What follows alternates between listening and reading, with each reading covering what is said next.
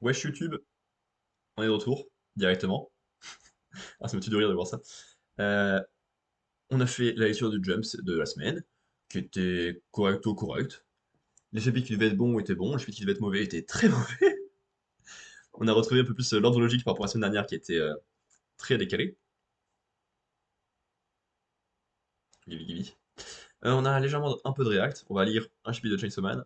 On a un manga dont je dois parler, un roman dont je dois parler, trois critiques de films et une critique de série. Ce sera plutôt rapide, ça va pas prendre une heure et demie comme la dernière fois.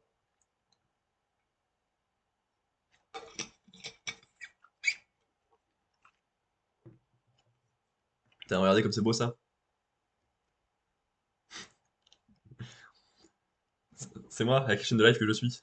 Que Domingo, Jean Massier, Ponce, Derator et Moué. Ce qui n'a du coup aucun sens. Hop. On va commencer tranquillou par la lecture de Chainsaw Man, épisode 117, Pingouin et Armes. Minute, je fais quoi là? En principe, je devrais arrêter d'obéir à ce qu'on me dit sans réfléchir. Sauf que là, si j'obéis sagement, j'aurais droit à un vœu. Oh, un petit pingouin! Le petit pingouin, le petit pingouin, le petit pingouin. C'est pas ça la parole. Un pauvre million de yens? Tu crois que ça suffit à t'offrir cet aquarium, grosse truffe? Ah! Oh, on est sorti! Eh, famine, c'est pas le plan que tu m'avais vendu. Rage en rage, meurs toi! Ya! Je vais t'exécuter. Mais avant ça, je veux te dire merci. Si le ciel me semble si beau, c'est grâce à toi. Le remords d'avoir fichu en l'air tout l'aquarium, hein. Et pour une culpabilité pareille pour un acte si anodin, ça c'est du hasard tout craché. Crève. Alors prends ça. Non merde. Le billet ne te suffit pas, alors prends ça, c'est le reste du paiement. Kaboom. Moi, c'est rien, il y a des bouts d'animaux qui sortent et tout, il y a des poissons, des requins. J'aime, j'aime. Asa Mitaka, ce pouvoir que tu détiens, ne me dis pas que. T'es choupi, j'aimerais trop t'adopter. Ah, le pingouin est là pour qu'ils se rendent pas compte qu'Asa est une malade mentale en fait. Comme je le craignais, ça n'a pas fonctionné.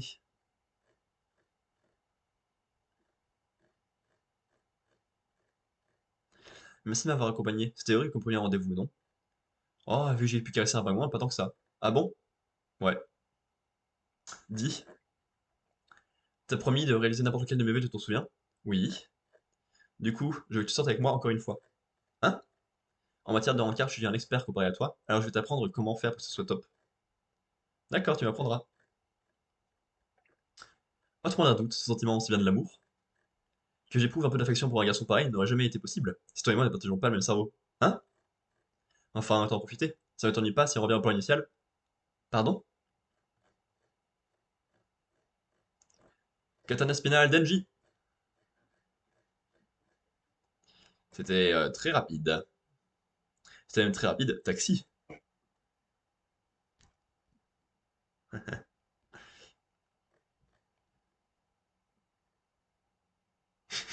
Voilà la question que tout le monde se pose.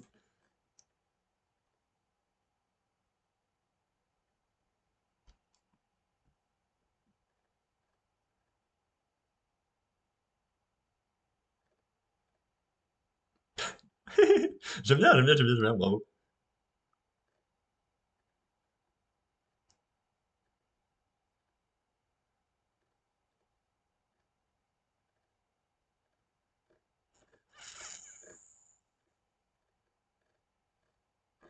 Ok, ok. Ben, pas forcément exceptionnel, hein.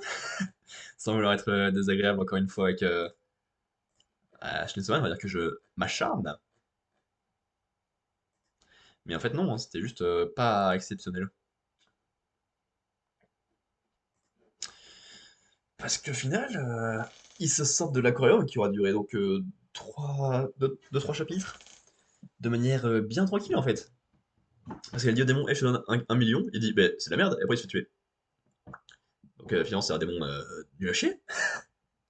Pourquoi il vient se battre en fait? Je sais pas trop. Voilà, ça. Ensuite, eh bien, on a Asa et Denji qui sont tout mignons. Denji qui s'est rendu compte de rien parce qu'il était avec son pingouin, comme par hasard. Et après, bah, t'as le démon dans Asa qui essaie de transformer Denji en arme. Ça fait un beau cliffhanger, hein. Le chapitre, pas ouf. à voir hein, dans l'ensemble, encore une fois. Parce qu'il faut forcément des hauts et des bas pour toute une histoire globale, tu vois. Forcément, tu peux pas être bon à tous les chapitres. Mais à voir. Ensuite, j'ai lu les tomes 9 et 10 de Bonne Nuit Poun Bonne Nuit NUI, bien sûr.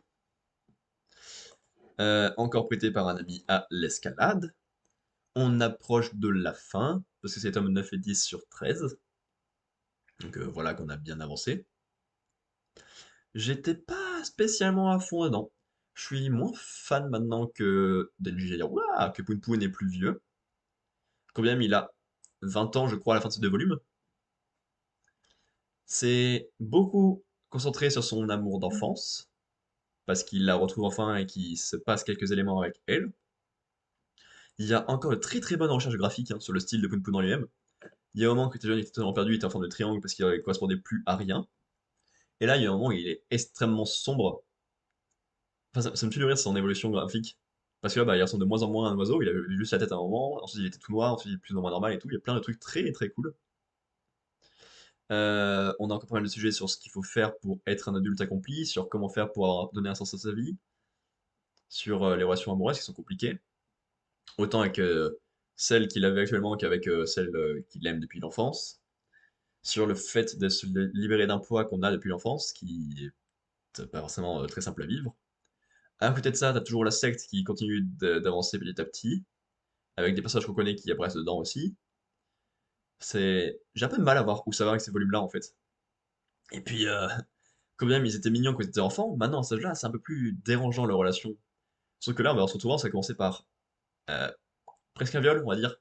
Parce que Poun Poun avait très très hâte de tremper son zizi Poun Poun, et elle, bah pas trop. Puis bah elles ont essayé de changer d'avis, tu vois, donc on va dire qu'au final ça passe, mais la première tentative, et ça donne pas spécialement envie de voir une relation que ça continuer, parce que je suis pas sûr qu'elle soit très positive pour eux. Elle a déjà détruit une bonne partie de leur vie parce qu'ils ça les a empêchés de vivre normalement, ça les a fait se mentir en se retrouvant, et là je suis pas sûr de là où ça va et ça fait un peu peur. Donc il y a un potentiel fort pour la suite, mais c'était pas mes tomes préférés. Mais Poun Poun très bien. Et comme d'habitude, ça change pas assez de Asano Inyo, c'est terminé en 13 tomes, il a fait moult choses qui sont plutôt bien. Et avec Dead Demons Destruction qui s'est terminé en France tout récemment là. Alors, si je me trompe pas, pouf. Maintenant, ça c'est l'animé, super, belle réussite. Le manga, c'est bien sûr, terminé en France, dernier paru le 6 janvier. C'est terminé. Voilà. Et ensuite, on va enfin parler d'un roman, ça fait quelques temps qu'on n'avait pas fait ça. Parce que ce n'est que temps que j'en ai pas terminé, hein, on va pas se le cacher. Pourtant, celui-ci n'était pas très très long, il faisait que 400 pages, je lisais dès que je pouvais. En cours quand j'avais un peu de temps, tout ça, tout ça. Bref, le voici, le voilà. J'ai lu le tome 2 de Les secrets de l'immortel Nicolas Flamel, intitulé Le magicien, évidemment écrit par Michael Scott, le personnage de The Office. C'est faux, c'est un auteur qui a le même nom que lui, jure.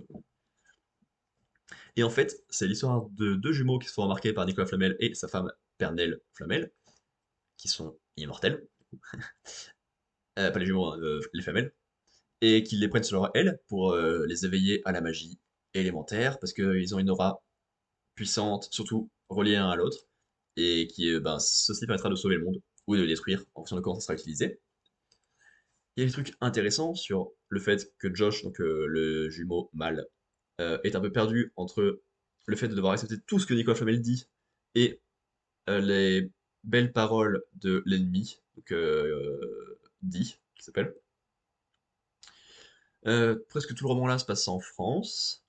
On découvre quelques personnages historiques comme d'habitude, avec le comte de Saint-Germain, si je ne m'abuse, et euh, Jeanne d'Arc.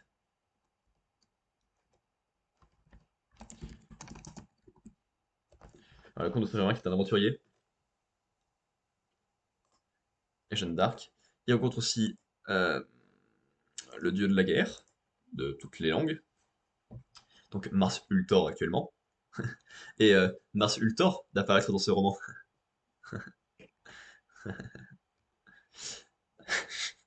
C'est marrant. Ah, c'est marrant. Ça peut être, mais je suis moins convaincu par la proposition de ce tome-là.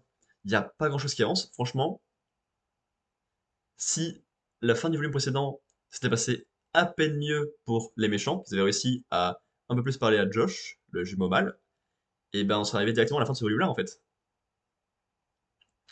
Parce que là, tout le tome, c'est Josh qui est toujours jaloux de sa sœur, qui a de l'avance sur l'apprentissage de la magie et tout ça, qui se bat quand même, qui se rapproche des méchants, et qui est éveillé à la fin grâce à ça. Et après, bah, il est avec les gentils à la fin. Et en fait, il y avait largement moyen d'écourter ça, parce que au global, ça avance pas beaucoup. Et la poche avance pas beaucoup, parce que en même temps, tous les 5-6 chapitres, on suit Pernell qui est de son côté emprisonné à Alcatraz. On la voit faire sa tentative d'évasion, affronter des ennemis, tout ça, tout ça. Euh, un chapitre par un chapitre, c'est des chapitres super courts. Et au final, ben, elle est même pas finie d'SHP, je crois, hein, de mémoire à la fin. Et c'est très perturbant, en fait, c'est vraiment construction en mode saga, et des fois, bah, t'as des tomes qui ont pas réellement de vrai début et de vraie fin, et c'est vraiment genre en mode, hop, passage inclus dans la saga, mais ça fait pas un livre qui se lit comme ça, tu vois. Et c'est un peu dommage, je trouve. D'autant plus que bah, y a un deuxième méchant principal qui apparaît, et qui est plutôt intéressant aussi, donc c'est dommage. Et en fait, bah, c'est le souci que ça se pose pas vraiment, donc les personnages ne sont pas si développés que ça, et que l'univers, mais pourtant, est très vaste, donc c'est un peu compliqué à être à fond dedans. À voir, parce qu'il reste encore 4 et que je les ai déjà achetés. Mais bon, on a un peu de temps pour les lire, parce que là, je vais en lire. Je vais lire un roman qui n'a rien à voir. Enfin, je vais lire deux romans qui n'ont rien à voir, le tome 3, deux romans qui n'ont rien à voir, le tome 4, un roman qui n'a rien à voir, le tome 5, un roman qui n'a rien à voir, le tome 6.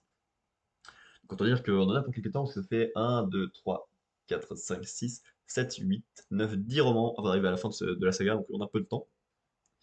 C'était sympathique, hein. C'était sympatoche, mais on aurait pu faire bien mieux. Ok. Et ensuite, il faut que je fasse ça. Ouais, on arrive déjà à la fin de la critique, ça va super vite. C'est trop bien. Oh, le nombre de pubs. 2 pubs sur 4, comme par hasard.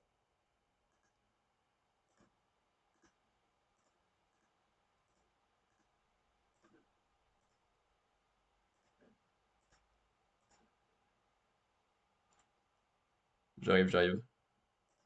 Hop, le pub est passé, et hop, la pub est pas passée. Bon, ça, aïe, ah, pardon. Excusez-moi, je fais du bruit.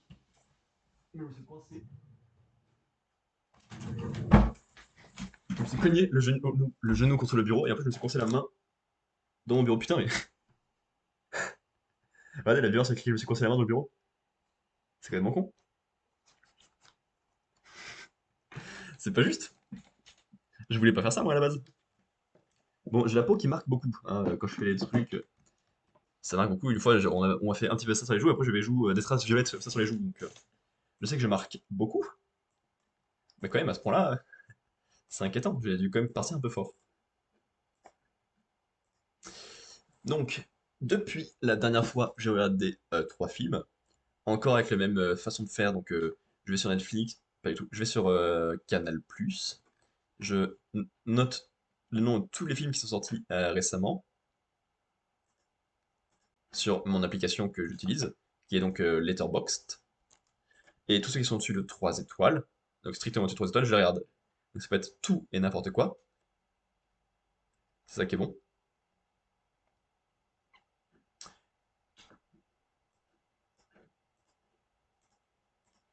Je suis en train de regarder ce qu'on peut react après, hein. En même temps, c'est grave le moment là. Nanana. Ah, horrible. De toute façon, on verra en temps et en heure. Et en heure, bien sûr. Juste, je vois où est-ce qu'on a été la dernière fois. Ah, par ici, je crois. Ouais, on verra après. Bref, et du coup, ben, j'ai regardé tout et n'importe quoi au niveau style. Ça pouvait me plaire ou pas. J'ai commencé par Elvis. Voilà, et je fais encore oublier comme d'habitude. Comme d'hab, je sais pas vous, mais moi.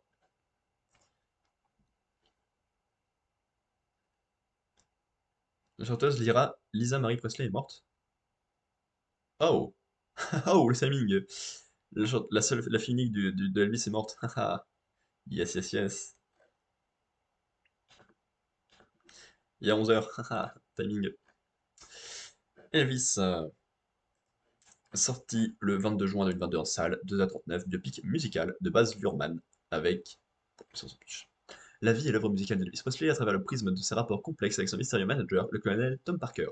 Le film explorera leur relation sur une vingtaine d'années, de l'ascension du chanteur à son statut de star inégalé, sur fond de bouleversement culturel et de la découverte de l'Amérique, par l'Amérique de la fin de l'innocence. Non, pas Elvis Presley, Elvis le film. Euh, Hop, celui-là. Euh, Ça. Hop, Baz Luhrmann, qu'est-ce qu'il a fait d'autre? Filmographie, réalisateur. Ballroom Dancing, Roméo plus Juliette, ça je connais de nom. Gatsby le Magnifique, Australia Moulin Rouge. Et ben j'ai rien de tout ça, mais évidemment c'est très connu. Roméo plus Juliette et Gatsby. Ok.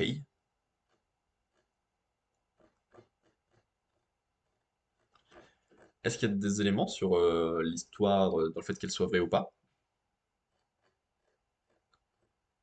Nanana. Absolument pas. Histoire, Elvis et Colonel Parker.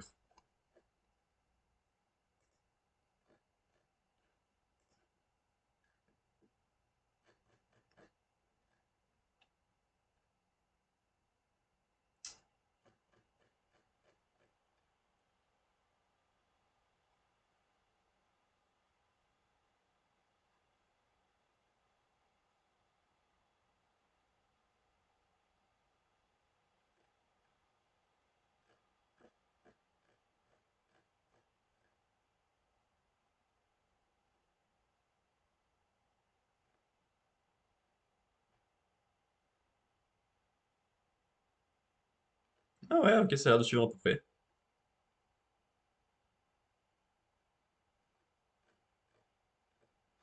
Ok, ok, bah sympa. L'histoire a l'air plutôt vraie. Alors c'est pas le niveau de production qui en fait un bon film, hein, évidemment, mais bah, c'est déjà une bonne réussite, on va pas se le cacher. Pour un biopic. Hop, suivant. C'est un film d'horreur. Je regarde très peu de films d'horreur, mais avec cette façon de faire, maintenant je regarde un peu plus, et c'est plutôt cool, j'aime bien. Euh, Black Phone, sorti le 22 juin 2022 en salle, dure 1h43, épouvante horreur, thriller. Faini Shao, un adolescent de 13 ans, timide mais intelligent, est enlevé par un tueur sadique qui l'enferme dans un sous-sol insonorisé où ses poumons n'est pas d'une grande utilité. Quand un téléphone accroché au mur, pourtant hors d'usage, se met à sonner, Faini va découvrir qu'il est en contact avec les voix des précédentes victimes de son ravisseur. Ils sont aussi morts que bien résolus à ce que leur triste sort ne devienne pas celui de Faini. Par Scott Derrickson, qu'est-ce qu'il a fait d'autre? Filmographie comme réalisateur. Love in the Ruins, Hellraiser 5 Inferno, L'exorcisme d'Emily Rose, Le jour à terre s'arrêta, Sinister, Délivre-nous du mal, Doctor Strange. C'est lui qui fait Doctor Strange 1. C'était plutôt correct, hein, mais. Ok. Ouais, je vois pas trop à quel endroit ça pourrait se recouper. Alors certes, c'est les arts mystiques de Marvel, donc c'est celui qui correspond un peu plus au. Je dirais aux esprits, mais pas vraiment, parce que l'art mystique de Marvel, ils ont rien à voir quand même. Non, je vois pas le rapport. Mais bien traité, bravo.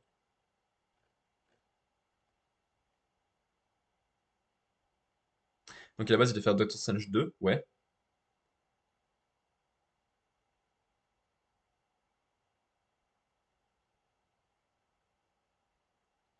Mais il abandonne le film, d'accord. Parce qu'il est plus d'accord avec Marvel. Bah c'est bien. Bonne idée. Je suis pas non plus un énorme fan de Black Phone, mais s'il a pu le faire en quittant Marvel, moi je suis très plaisant. Moi je veux que tout le monde quitte Marvel, qui porte le nom, qui est le nom du film. Que demander de plus? Je conseille. Hop. Waouh, waouh, waouh. Déjà la moitié des critiques de films et de séries. Alors ça, je m'attendais pas à aimer le suivant. J'étais bien surpris. Paf, paf. Parce que j'ai regardé Top Gun Maverick, que j'ai terminé hier soir. Ce matin? Hier soir. Sorti le 25 mai 2022 en salle, 2h11, film d'action de Joseph Kosinski. Après avoir été l'un des meilleurs pilotes de chasse de la marine américaine pendant plus de 30 ans, Pete Maverick Mitchell continue à repousser ses limites en tant que pilote d'essai.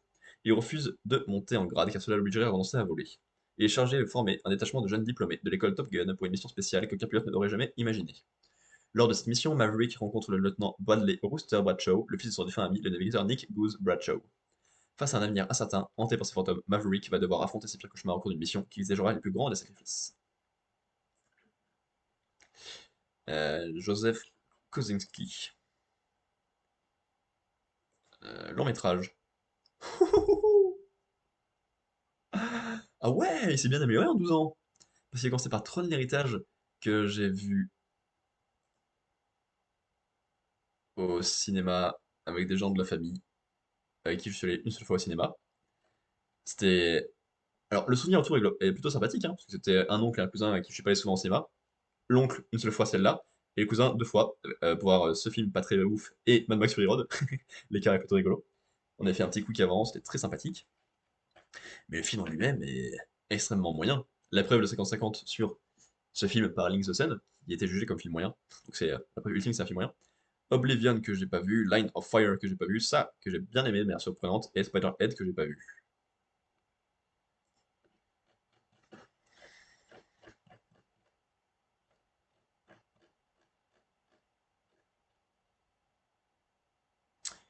Donc la suite est 30 ans après, je crois. Attends, j'ai pas fait attention, Top Gun 1, 86, ouais, un peu moins, 26 ans après. Ce qui est donc étonnant, c'est pas vraiment sur la hype. Alors, c'est dans la façon globale de faire un épisode en plus qui a eu tellement, genre Matrix qui est revenu, euh, Ghostbusters qui est revenu, Indiana Jones qui est plus ou moins de retour, tu as plein de trucs comme ça qui reviennent. Donc là c'était autour de Top Gun, mais je savais pas qu'il y avait une telle hype autour, parce que j'ai vu Top Gun récemment. Je sais pas si j'en ai déjà parlé dans des lives comme ça, mais j'ai pas du tout aimé. C'était pas mon style. C'était hyper péteux, les mecs ils étaient absolument pas attachants, ils passaient leur temps à faire des cabriolets en avion mais on voyait rien. Chiant. Mais là, les scènes d'action en avion ont pris d'être un peu attachées par la relation principale qu'on nous montre, et donc ça fait très plaisir à voir, tu vois. Alors, si vous l'avez pas vu, ça m'étonnerait vu que le bruit que ça a fait, je vous conseille le film. Et déjà, la dernière critique, qui risque d'être pas forcément très positive. C'est la seule critique d'ailleurs qui serait positive de cette session, non? Toi, c'était au moins mitigé, tu vois. Là, ça serait juste vraiment pas positif. Alice in Borderland saison 2, que j'ai terminé ce matin même, il y a même pas 3 heures. 8 épisodes, dispo sur Netflix depuis le 22 décembre 2022, avec des jeux encore plus meurtriers dans un univers encore plus cruel. Aristu parviendra-t-il à revenir dans le monde réel et ses sacrifices en vaudront-ils la peine? La peine.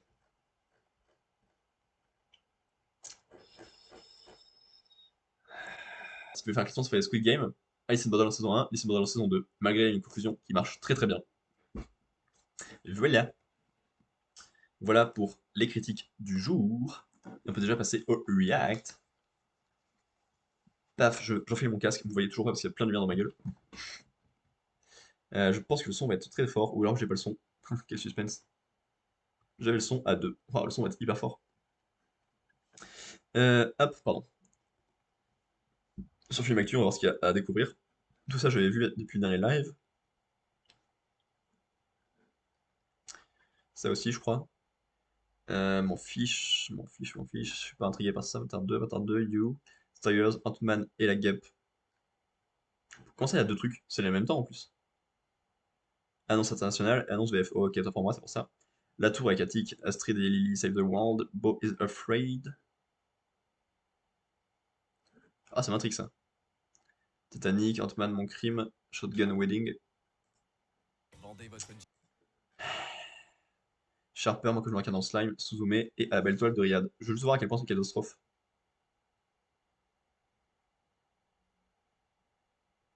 Attends, hop. Je vous cache les pubs. Et après, on se retrouve.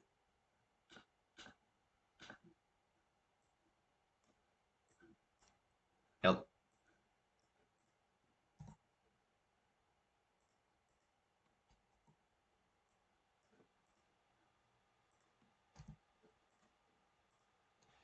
Ok. Et je vais voir s'il n'y a pas de truc qu'on peut react après.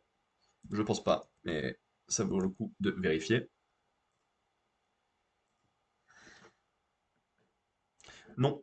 Nickel. Hop, on est parti. On est partout. Bo is afraid. Ça m'intéresse ce qu'il y a Joachim. J'ai rien compris, mais j'ai rien compris au scénario. Mais l'aventure, elle a l'air plutôt propre en vrai. Là, le monde en carton, là, il est plutôt cool. Il a l'air de vivre pas mal de choses, monsieur. J'aime bien, j'aime bien. Fais voir. Un portrait intime, cette tendance plutôt décennie de l'un des entrepreneurs les plus prospères de tous les temps. Ah ouais, j'avais pas du tout compris ça, ok. Comédie dramatique américaine.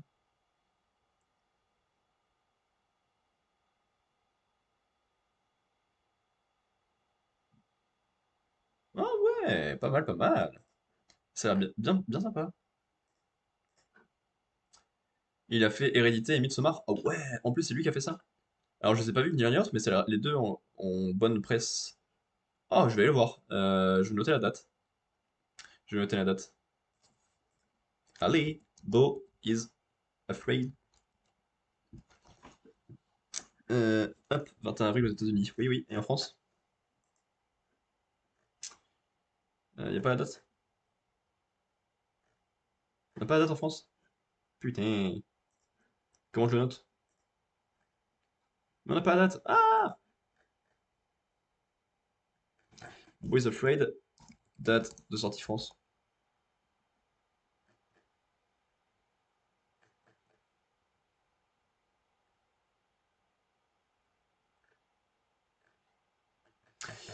Eh ben, on va mettre avec la date américaine, hein. Pas le choix. 21 avril 2023.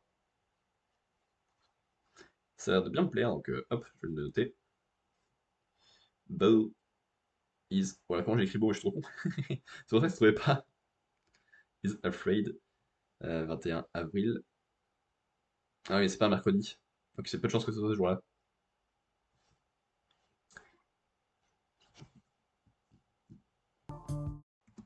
Hop. Scusi, il y avait de l'animation humaine dans la maison. Ah, j'ai oublié de vous remettre le son du bureau. Donc vous avez pas eu la bande-annonce avec du bruit. Tant pis pour vous. Donc on va noter ça pour le 16, le 19, pardon. Le mercredi avant la date là. On verra. Ensuite, on a ceci à React, et ça me fait pas spécialement envie pour l'instant. Tu es un homme intéressant, On verra. Scott Lang. Tu es un Avenger. Tu as une fille. Ouais, c'est qu'il fait quelqu'un d'intéressant ça d'avoir une Et fille. tu as perdu beaucoup de temps. Comme moi. Nous pouvons arranger ça.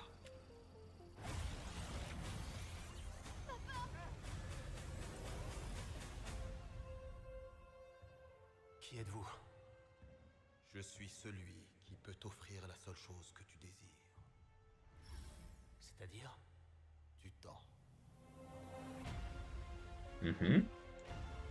Pour l'instant, c'est justifie plus le scénario, ouais, ouais, ouais, ok. Réécrire l'existence même. Disloquer des flux temporels. Ne lui accorde aucune confiance.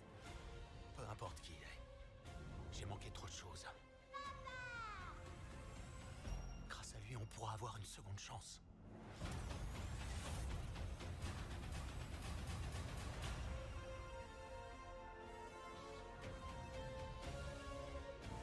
Je vais faciliter ta décision. Ou tu me rapportes ce que je veux, ou tout ce à quoi tu tiens disparaîtra.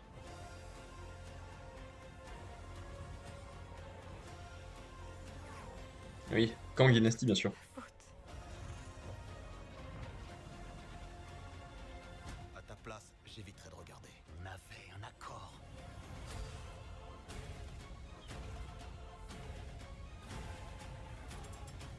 Ah, il y a Modok. Tu as cru pouvoir gagner.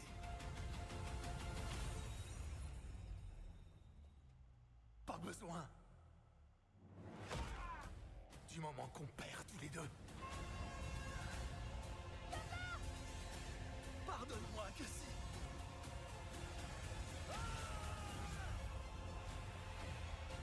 Hmm.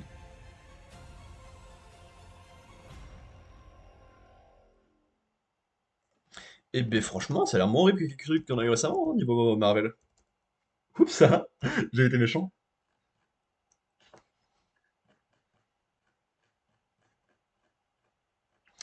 Parce que ça a pas l'air horrible visuellement. Bon, niveau scénario, c'est classico, hein. Ant-Man est un gros con, il veut être un bon père et rattraper le temps perdu, donc il va faire confiance à Kang, qui est un méchant en fait, grosse surprise. Voilà, ceci, mais sans plus. Les super-héros et partenaires Scott Lang et Hope Van Dyne, alias Ant-Man et la Guêpe, vont vivre de nouvelles péripéties en compagnie de Hank Pym et Janet Van Dyne, les parents de Hope.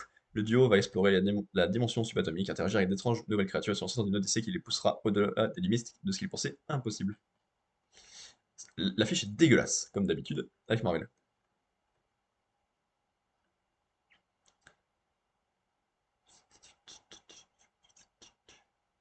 Ah, c'est le premier film de la phase 5, c'est vrai.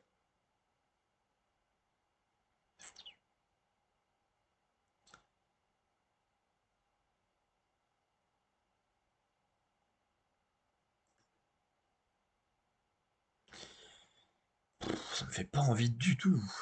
Je suis plus du tout dans l'univers Marvel, là, j'ai envie de vomir. Alors pourtant, c'était plutôt propre, hein, et, le scénario a l'air ok tiers, tu vois, mais fou, j'ai pas envie. Eh, qu'est-ce qu'il me propose, le monsieur qui a fait Your Name?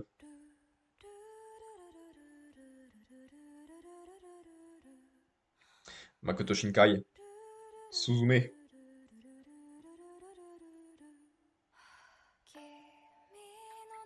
Les lignes rouges et bleues que tu portes en toi, c'est dans ton cœur qu'elles se rejoignent.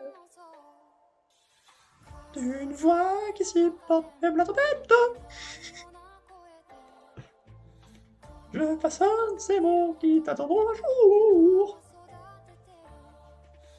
Le temps est comme des rails, le vent comme une peau douce, les étoiles comme un berceau, les gens comme un mirage.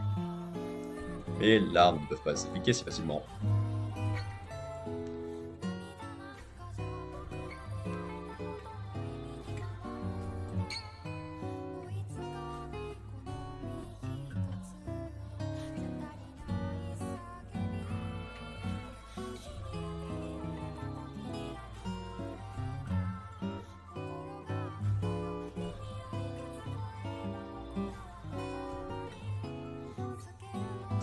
J'adore les lives IRL où on passe 2 heures avec le soleil en plein dans la gueule qui fait très mal, et après on a plus de soleil du tout et l'image est horrible. C'est génial.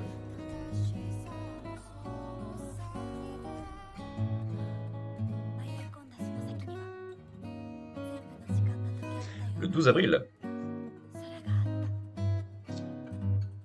un événement, ça m'intéresse encore une fois. Suzume, 12 avril, toute la journée, bam. Ok, c'est noté. Pas mal, ça a l'air de ressembler légèrement à ce qu'il a pu faire avant. Film 2021. Ouais. On est en retard, dis donc.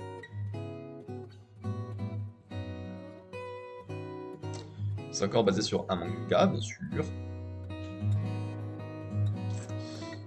Dans une petite ville paisible de Kyushu, une jeune fille de 17 ans, Suzume, rencontre un homme qui y voyageait afin de chercher une porte. Décidant de le suivre dans les montagnes, elle découvre une unique porte délabrée trônant au milieu des ruines, seul vestige ayant survécu au passage du temps. Cédant à une inexplicable impulsion, Suzume tourne à la poignée et d'autres portes s'ouvrent alors aux quatre coins du Japon, laissant entrer toutes les catastrophes qu'elle renferme.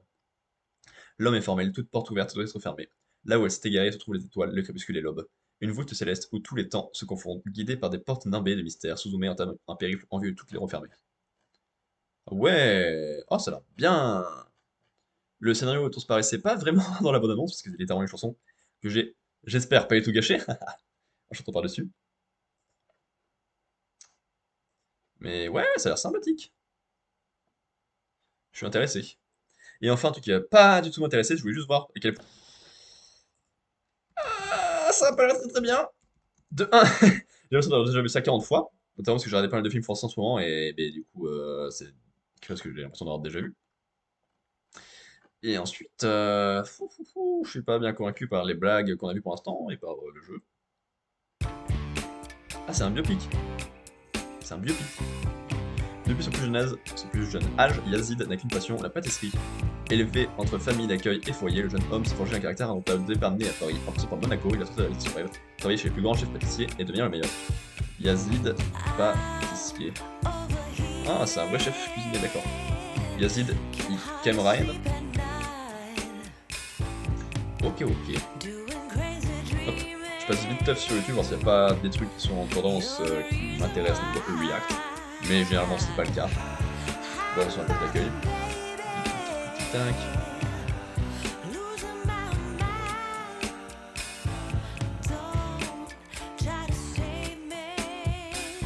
Ça n'a pas l'air. Et on a une tendance.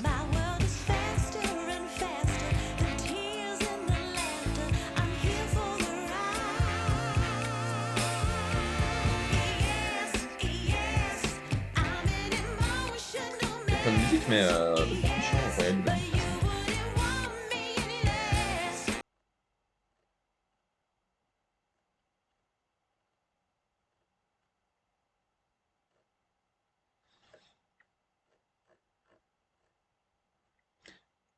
Ouais, c'est vrai, on arrive bientôt à la fin de la lumière dans ma tête, ça fait plaisir. Parce que le soleil est pile au bord là pour l'instant. Donc on va pouvoir jouer après sur Lighton tranquillement.